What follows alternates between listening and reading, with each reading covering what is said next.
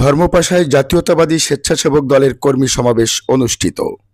গৌরব, ঐতিহ্য ও সংগ্রামে বাংলাদেশ জাতীয়তাবাদী স্বেচ্ছাসেবক দলের কর্মী সমাবেশ অনুষ্ঠিত হয়েছে।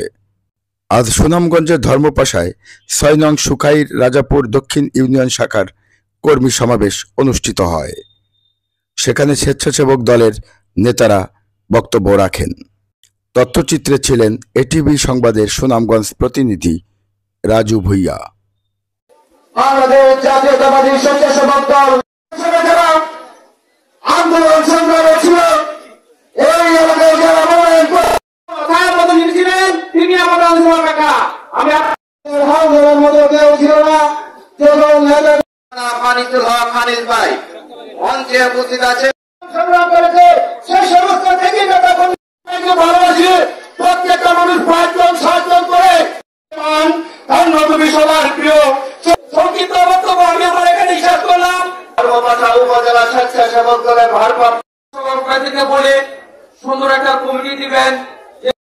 ধর্মপাশা উপজেলা অধীনস্থ ঝান্ডা দিয়ে দিবেন। আমরা সকলে মিলে তার নেতৃত্বে এই আসনে বিজয় নিশ্চিত করবো ইনশাল্লাহ।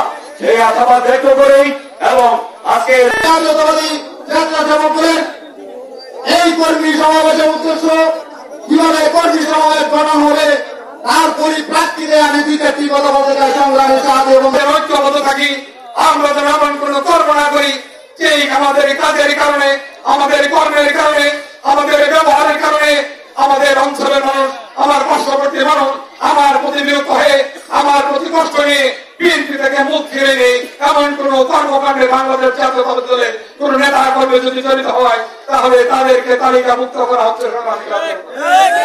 তাদের তালিকা হচ্ছে বাংলাদেশ জাতীয়তাবাদী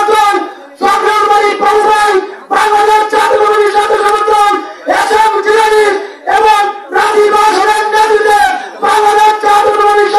এই দেশের মানুষ, এই অঞ্চলের মানুষ, আমাদের সুনামগঞ্জ নির্বাচন এলাকার মানুষও সারা দেশের মানুষের মতো একটি ভোট দিতে চায়, তাদের প্রতিনিধি নির্বাচন করতে চায়। আর যখনই সেই রকম নির্বাচনের সময় ঘনিয়ে আসছে তখনই বিভিন্ন ভাবে পায়তারা করছে।